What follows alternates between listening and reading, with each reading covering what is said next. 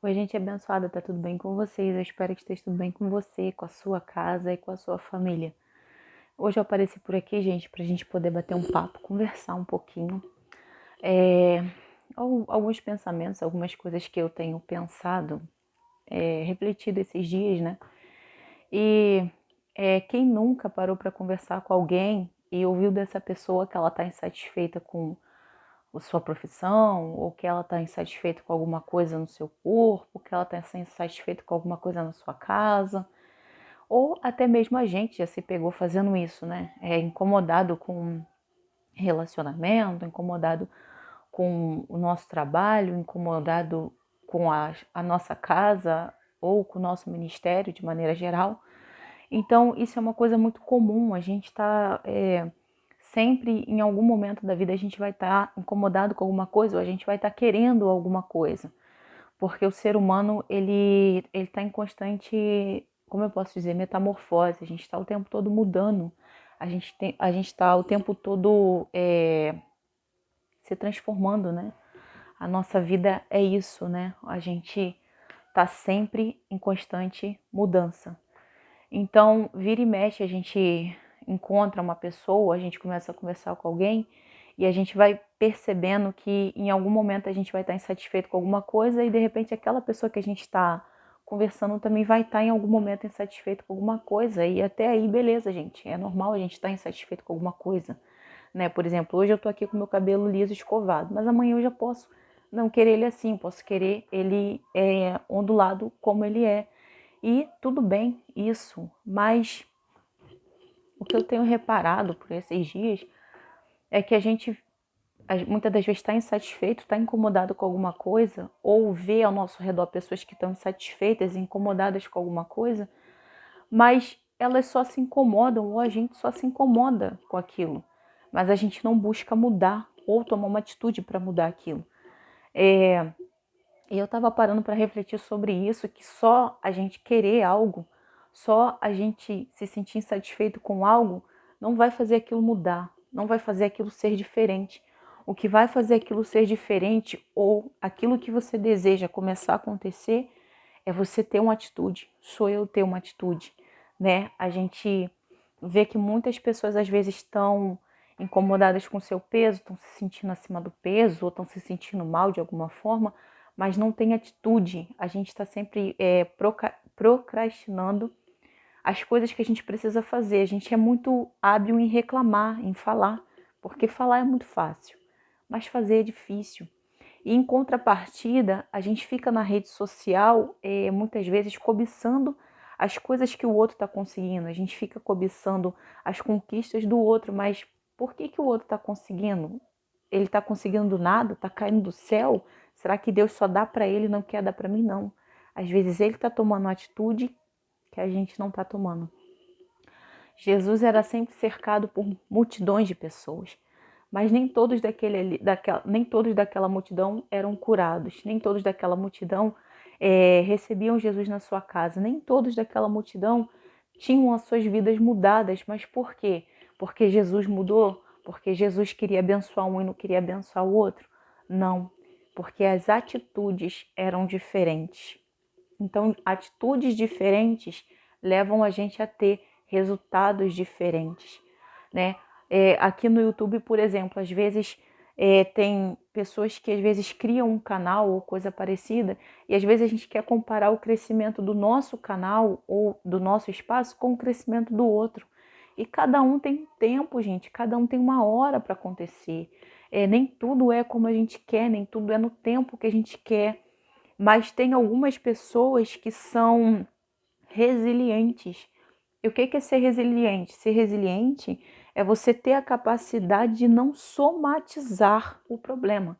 Você tem um problema, mas você consegue lidar com aquele problema e consegue viver com aquilo e consegue continuar a vida com aquilo. Mas quando você somatiza aquilo, você desiste. Quando você somatiza aquilo, você para. Quando você somatiza aquilo, você desiste de perseverar. E a perseverança é uma virtude. Não é porque não deu certo hoje que não vai dar certo amanhã. Não é porque não deu fruto hoje que não vai dar amanhã. Tem sementes que a gente planta hoje, gente, a gente vai colher daqui a 10, 15, 20 anos. Aqui na minha casa tem um pé de jabuticaba que eu e meu marido plantamos quando a gente ainda namorava. Eu e ele ainda éramos namorados ainda. E a jabuticaba já cresceu, mas ainda não deu jabuticaba. Porque tudo tem um tempo. Tudo tem um tempo. Agora eu tenho uma certeza de que quando ela der frutos, vai valer a pena todo o esforço, todo esse tempo que ela está ali, vai valer a pena. Só que o que acontece hoje em dia é que a gente planta a nossa semente, mas não tem paciência de regar, de cuidar, de limpar o pé da planta até ela chegar no ponto de nos dar retorno daquilo que a gente plantou. E quando a gente planta uma fruta, é tão maravilhoso isso que você vai plantar uma semente só. E aquele pé, quando crescer, vai te dar vários e vários e vários e vários frutos. Você vai comer daquele fruto por anos. E às vezes até você vai embora e a árvore vai ficar aí e vai continuar dando fruto. Mas para isso a gente precisa perseverar e ter paciência. Por que hoje em dia está tão difícil? A gente já não era muito paciente, já não é da gente ter paciência. Mas hoje em dia isso está muito mais difícil. Por quê? Porque a gente está vendo a vida de todo mundo.